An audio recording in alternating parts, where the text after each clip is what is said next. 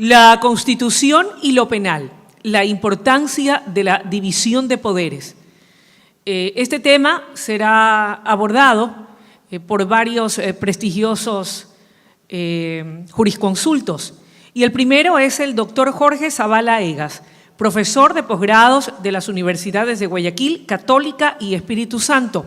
Brevemente me voy a permitir citar para ustedes algunos aspectos más importantes de su reseña biográfica. Abogado y doctor en jurisprudencia de la Universidad de Guayaquil, procurador síndico de la muy ilustre Municipalidad de Guayaquil, subsecretario de Finanzas y Crédito Público del Ministerio de Finanzas, diputado por la provincia del Guayas, presidente de la Comisión de lo Civil y Penal del Congreso Nacional, juez que fuera del Tribunal de Garantías Constitucionales, actual Corte Constitucional del Ecuador, coautor de la Ley Orgánica de la Función Legislativa, coautor de la Ley de Casación, coautor de la Ley de Unidad Jurisdiccional, coautor del Estatuto del Régimen Jurídico y Administrativo de la Función Ejecutiva, miembro de la Comisión Presidencial para la redacción de la Constitución de la República en 1995, delegado del presidente Correa como presidente de la Comisión Académica del CONESUB, director encargado de la Escuela Judicial del Consejo de la Judicatura,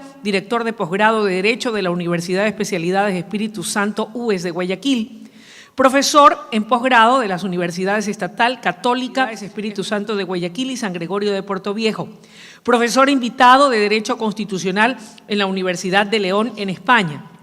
Obras de Derecho, Derecho Constitucional, Derecho Aduanero, Introducción al Derecho Administrativo, entre otros.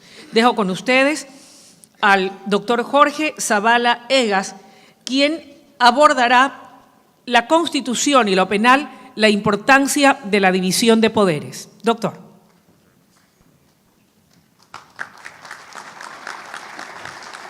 Muchas gracias. Estimada Joyce, una vez más, mis sinceras felicitaciones y mi admiración por tu tenacidad en el énfasis que pones en el desarrollo de la sociedad ecuatoriana. Debemos rescatar siempre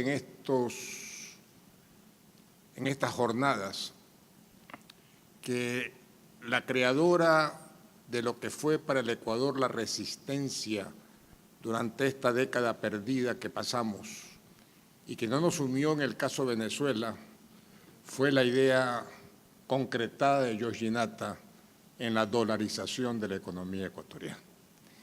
Y ese es un recuerdo que hay que tenerlo siempre y transmitirlo a las nuevas generaciones que ingresan al ciclo profesional y empresarial del país como uno de los méritos indiscutibles y agradecimientos que debemos tenerle todo a Joyce.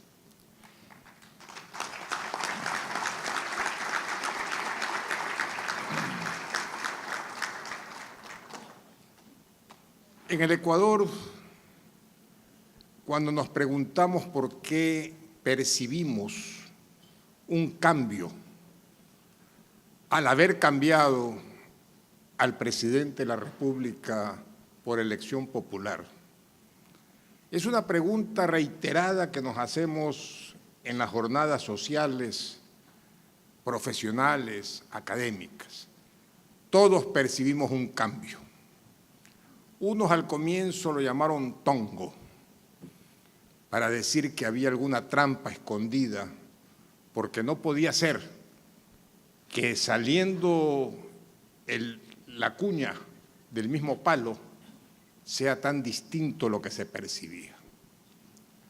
Unos defendíamos el que no era un tongo, otros se esmeraban en revelar detalles que manifestaban y expresaban que se trataba de una trampa.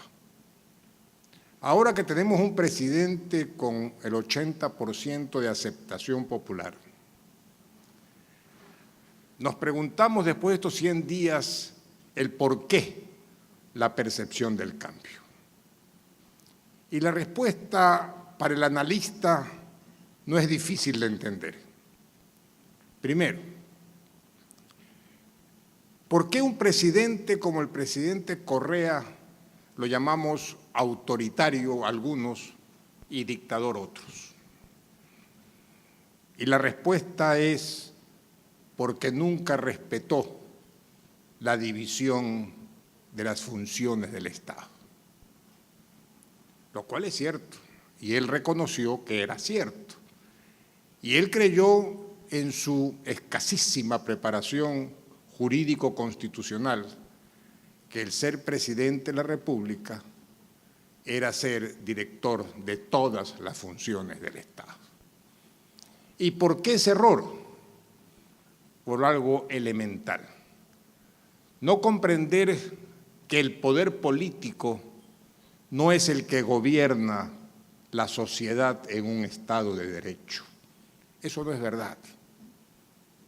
El poder político ejerce el gobierno en un Estado de derecho cuando ese poder político se somete al derecho, cuando ese poder político que lo da la voluntad política de la mayoría se concreta, se somete, se subyuga al derecho, esto es, a la Constitución y a la ley.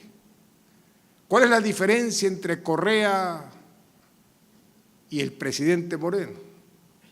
Que el primero dijo, no someto la voluntad política al derecho, hago lo que me da la regalada gana.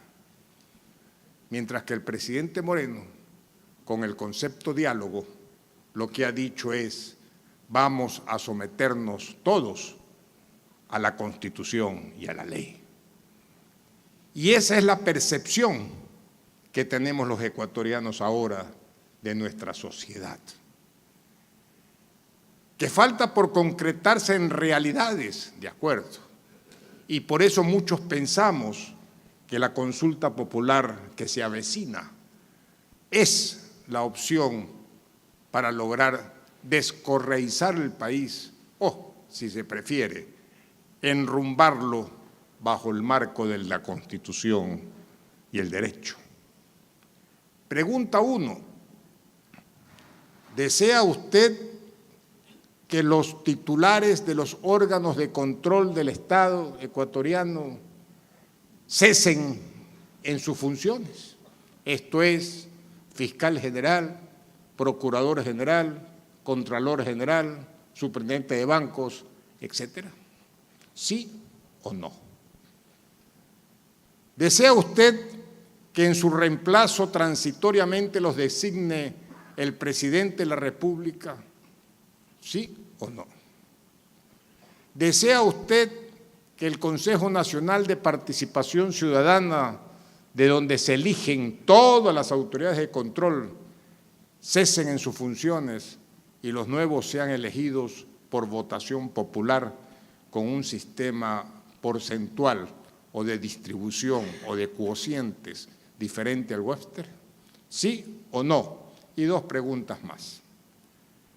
¿Qué se logra con esto?